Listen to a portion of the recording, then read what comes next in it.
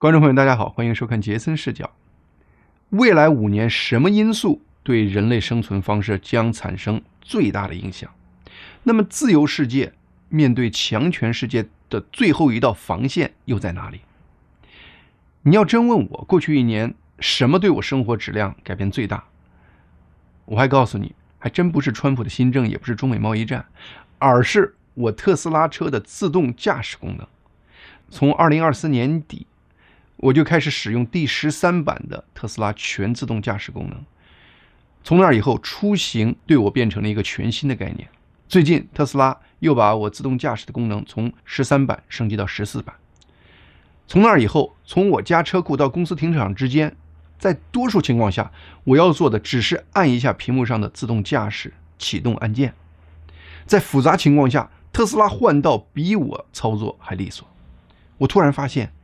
科幻片里的场景已经进入了我的日常生活，这不是未来，而是就在眼前。在人类历史的关节点上，决定人类文明走向的，往往还不是哪个政党上台或哪个领导人当选，而更本质的是技术上的革命，就是那些悄无声息但势不可挡的技术潮流。工业革命如此，信息革命也是如此，而现在我们正站在又一次技术革命的前夜，人工智能和机器人技术。特斯拉的全自动驾驶从不可靠到目前接近完美的状态，只用了不到2年的时间。2年，这个迭代速度在传统工业时代简直不可想象。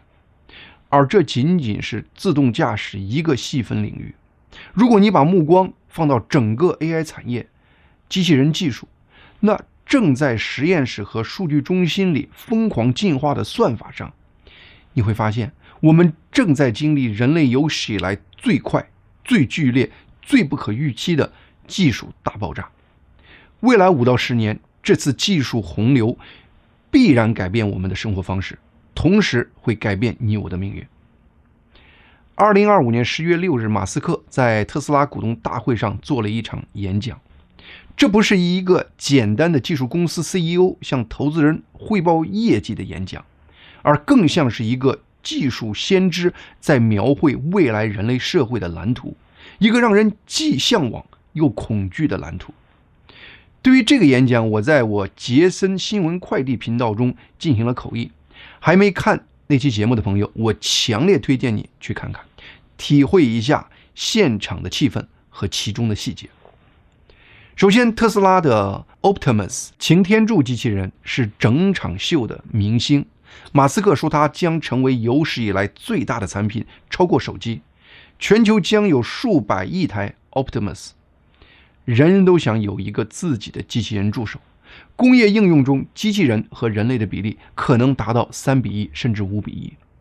Optimus 在特斯拉的生产规模也会从眼前将要实现的100万台年产起步，最终目标是年产10亿台，成本将很快降到2万美元一个 Optimus 机器人。让我们来设想一下，如果2万美元就能买一个24小时不休息、不抱怨、不需要社保的员工，而且能做几乎所有人类的体力工作，某些精细工作甚至能做得更好，那会发生什么？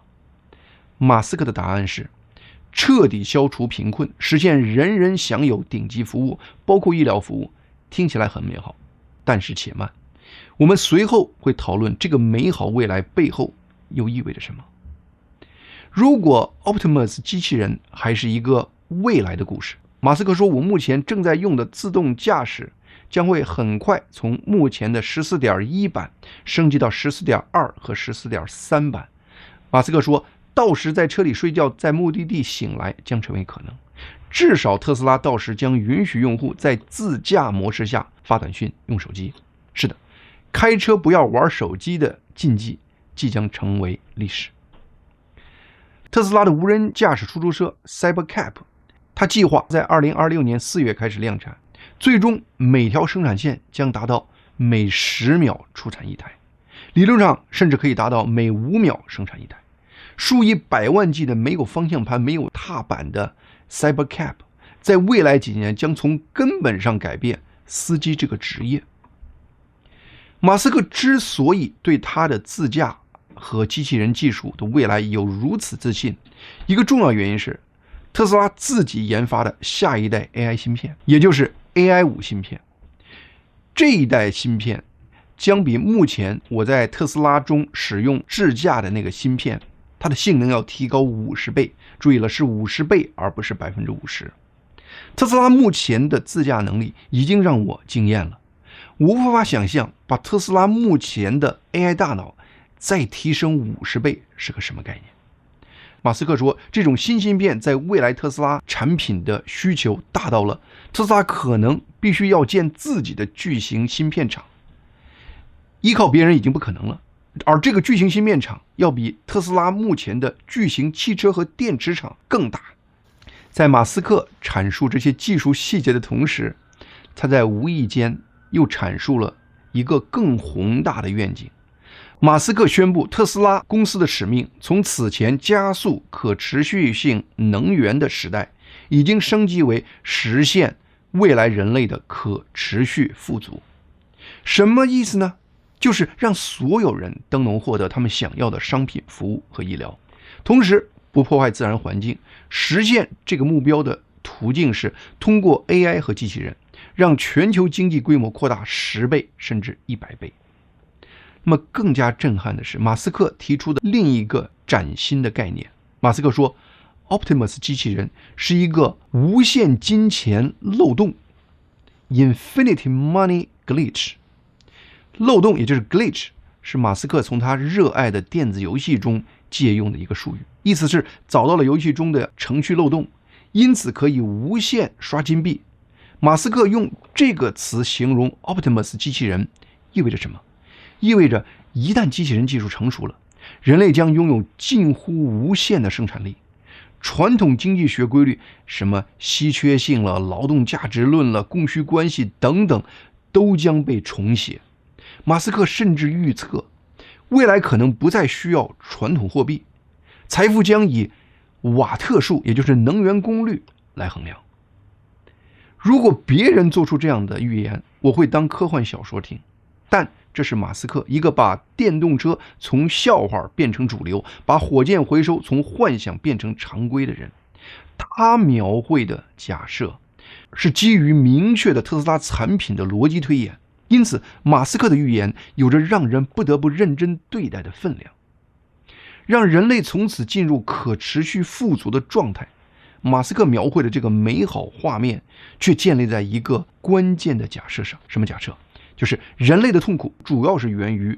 物质匮乏，只要解决了贫困和医疗问题，人类就会幸福快乐。但这个假设成立吗？心理学给出了一个令人不安的概念，那就是享乐适应。这是什么意思？就是比如当人们中彩票、升职加薪、买大房子后，幸福感会迅速飙升，但通常这种幸福感在6到12个月内就会回到原来的水平。为什么呢？因为人类会迅速适应新的物质水平，然后开始渴望更多。今天的奢侈品，明天就变成必需品，这是人类心理的内置机制，不是技术能改变的。那么更麻烦的是另外一个人类心理现象，叫做社会比较。大量科学研究证明，多数人的幸福感主要来自于与他人的比较，而非绝对的物质水平。即使所有人都拥有 Optimus 机器人，人们还会比谁的版本更新，谁的房子更大。社会分层不会因此消失，只会以新形式出现。那些控制机器人技术、掌握 AI 算法、拥有能源基础设施的人将成为新的贵族阶层。另外，在人性中还隐藏着一个更深层的问题，就叫做意义危机。当机器人做所有工作，人类从劳动中解放出来，听起来很棒，但工作不仅是谋生手段，更是人获得自我认同、社会价值、成就感的重要途径。当一个人不需要工作，不需要努力，就能获得他的一切生活所需时，那么他的生活还有什么意义呢？哲学家早就警告，无目的的闲暇比贫困更容易导致人精神崩溃。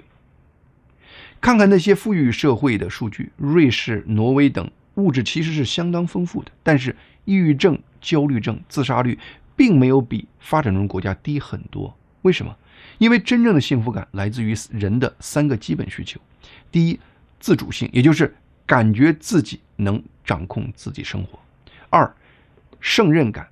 就是感觉自己有能力应对挑战。3，归属感，感觉自己与他人有深刻的连接。马斯克提到的那个实现人类的可持续富足，是一种新型的技术乌托邦。当这个技术乌托邦冲击人类社会时，恰恰会削弱满足人类幸福感的那3个需求。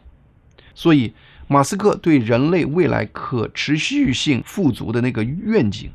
最大的问题不是技术能否实现的问题，而是即使技术实现了，它真能给人类带来真实的幸福的问题，或者它会不会创造出一个物质极度丰富但精神极度贫瘠的世界，一个每个人都拥有一切但没人知道为什么而活着的世界。另外，在特斯拉能实现它的技术目标的那个情况下，马斯克还提到了另外一个会可能出现的社会现象，那就更奇特了。马斯克不得不自己创造了我们前面提到的那个词儿来表达这个现象，也就是那个无限金钱漏洞。让我给大家算算账，以此来理解马斯克这个词到底是什么意思。假设一个人类工人年薪5万美元，不算他的培训和其他成本，这个人工作30年，总工资成本是150万美元。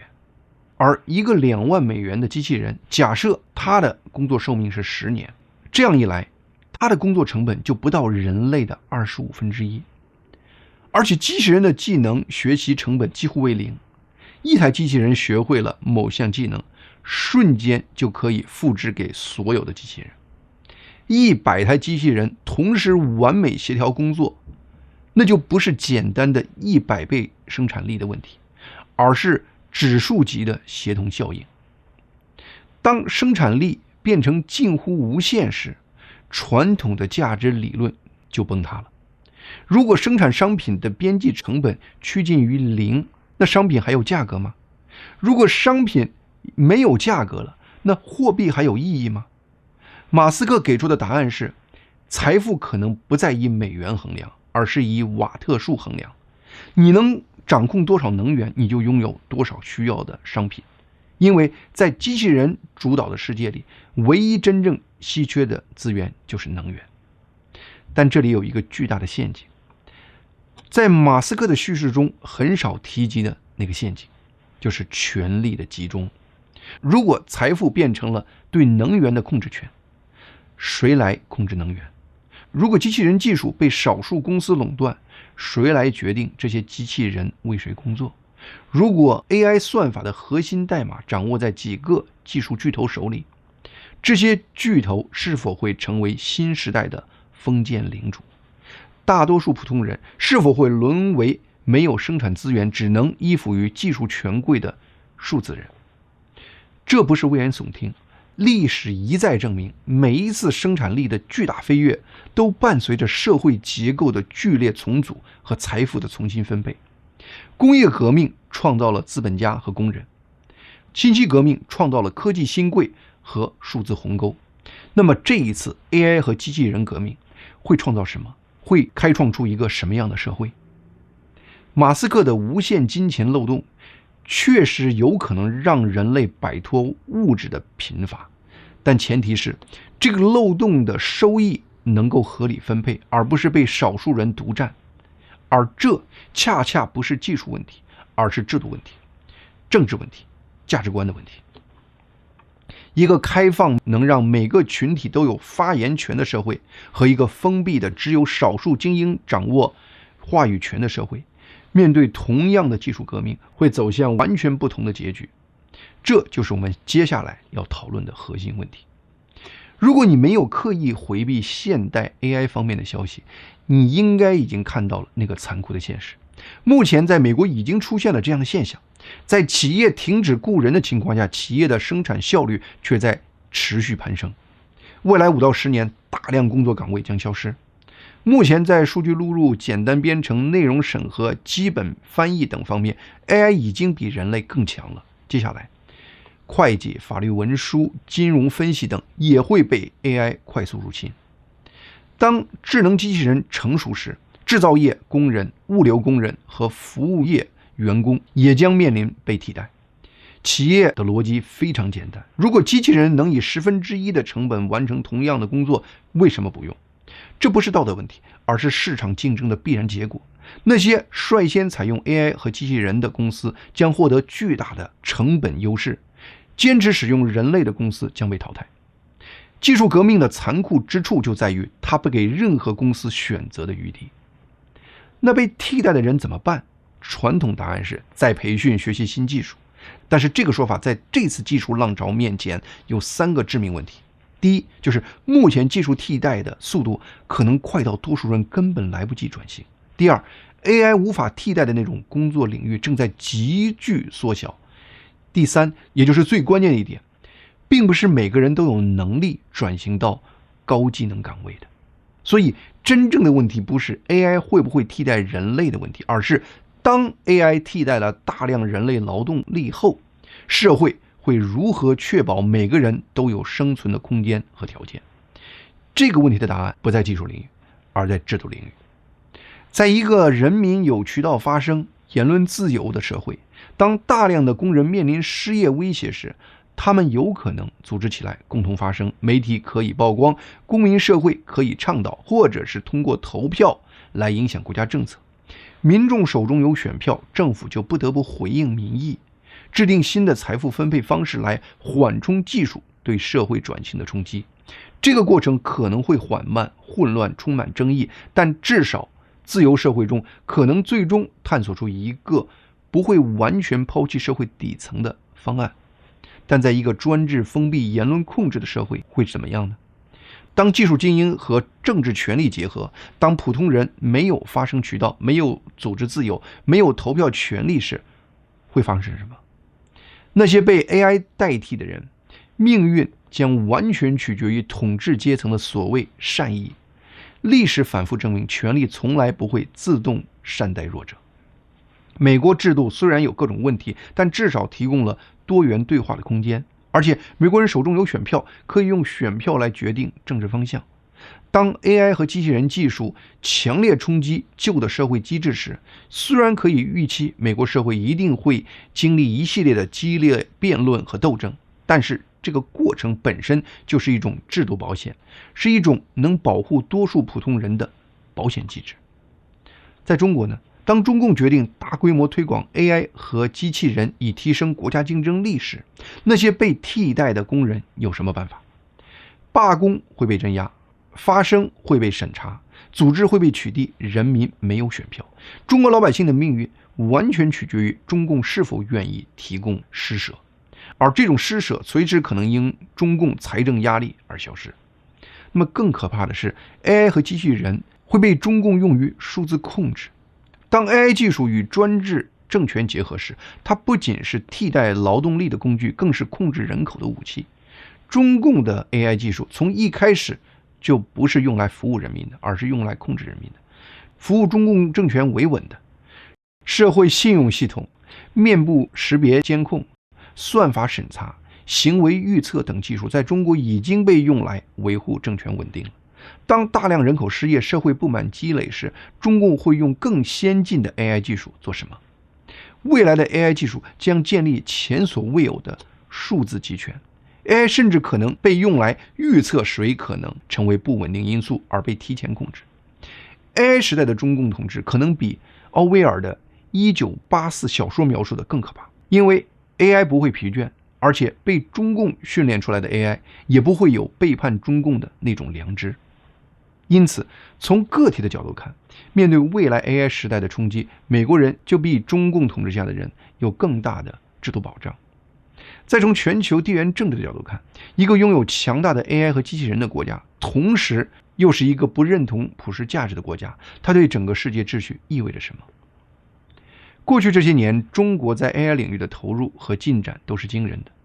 2025年3月，中共宣布设立国家级创投基金，重点投向机器人、AI 等高科技领域，目标是在未来约20年内撬动10000亿人民币的资金。2025年2月，摩根斯坦利发布了一份全球前100家人形机器人产业链公司的分析报告，这100家公司中有56家在中国，而且报告说整条产业链中国占了60%。没有先进 AI 技术的无人机已经成为决定俄乌战争成败的决定性因素，而在俄乌战争中始终支持俄罗斯的中共，对台湾主权的宣称、对钓鱼岛主权的宣称、对南海主权的宣称，都让世界非常担心。主流世界目前最担心的就是，如果中共领导的中国成为 AI 技术最强国，当中共的价值观和行为模式和普世价值发生直接冲突时，世界将如何面对？掌握强大 AI 的中共将拥有前所未有的影响力。AI 驱动的军事技术、无人作战系统、网络攻击能力，这些已经不仅仅是理论上的威胁了。更隐秘的是中共的软实力的渗透，通过"一带一路"输出中共开发的先进 AI 系统，帮助其他专制制度建立前所未有的数字控制网络，在全球范围推广中共统治模式。当越来越多国家采用中共的所谓先进 AI 系统时，全球人权标准、言论自由、隐私保护都将面临系统性的侵蚀。技术本身是中性的，但掌握技术的制度却不是。从地缘政治的角度看，自由世界目前的共识是，绝不能让中国既在中共的统治下，又让中国成为 AI 世界第一。因此，在 AI 技术将改变人类生存方式的这个大背景下，中共在中国国内和世界范围的不兼容性都将展现得更加突出。中共的存在会成为引发中国内在和世界外在激烈冲突的一个根源因素。不幸的是，自由世界对中共在 AI 技术方面的底线正面临前所未有的挑战。就在马斯克股东大会同一天，11月6日，位于北京的一个叫月之暗面的技术公司就发布了一个叫 Kim K2 Thinking 的开源推理模型，号称是全球首个原生支持的边思考边使用工具的开源推理模型。这个模型有1万亿个参数，但它的训练成本却只有460万美元，相比于 GPT-4 的上亿美元的训练费用，成本效率惊人。但是就是这个极度便宜训练出来的模型，在被用在被认为是最难的 AI 标准测试，也就是被人称为人类终极测试的那个测试中，结果却达到了世界最高的 45% 的准确率。这个也就是让这个模型成为第一个在多个标准的 AI 测试中和世界最先进的闭源模型可以匹敌的开源模型。这样的结果让世界 AI 界震惊。其实在过去1年中，中国多个 AI 公司和实验室，包括月之暗面、DeepSeek、阿里的达摩院等等，都在不断地向世界展示他们拥有世界接近最先进的研发能力。他们不仅在跟随美国 AI 发展的脚步，在某些细分领域已经出现了超越美国的迹象。另外，在马斯克股东大会的前一天，小鹏汽车在广州发布了它的第2代人形机器人 ION。小鹏 ION 的技术亮点就在于它的步态的自然度，通过在脚趾处增加被动自由度，小鹏实现了 ION 机器人走 T 台般优雅的行走步态。这个机器人步态流畅到了超过 50% 的网友怀疑里面藏着真人，迫使小鹏的 CEO 何小鹏不得不在舞台上让工程师拉开机器人的拉链，展现内部结构，以证真伪。因为这个原因，网上很多人评论说，小鹏的 ION 机器人已经超越了特斯拉的 Optimus 机器人。对此，马斯克虽然没在他的股东大会上做出直接回应，但马斯克却间接表达了他的观点。马斯克声称，智能机器人制造存在3个核心挑战，而特斯拉是世界上唯一同时能解决这3大挑战的公司。第一是解决机器人前臂和手部的工程技术。机器人走路的能力只是一个辅助能力，而机器人真正有用的能力是它能用手干人类要干的各种工作的那个能力。而人类的手部包括27块骨头、30多个关节、30多块肌肉，要模拟这种精细灵巧的人手结构极其困难。马斯克特意详细展现了 Optimus 机器人在这方面的独特能力，这就在一瞬间暗示了小鹏机器人没敢展现的它自身的那个不足。而第二点就是让机器人能够理解真实世界，这是特斯拉的绝对优势。特斯拉利用它数百万辆汽车在全球各种环境下收集的数十亿公里的真实世界数据，培训出了世界最先进的真实世界场景生成模型，让 Optimus 机器人能够在最真实的虚拟世界中以最快的方式迭代学习，这是世界上其他任何公司都无法比拟的优势。而第三就是大规模制造的能力，因为特斯拉汽车接近完美的自驾能力，马斯克认为他的每个特斯拉汽车都是一个装在4个轮子上的机器人，因此特斯拉已经是世界上最大的机器人制造厂了。而且特斯拉汽车和机器人在核心芯片和电池这些关键部件上的共享，更便于让年产数百辆汽车的特斯拉能够快速把它的大规模制造能力转移到大规模制造机器人的量产能力上。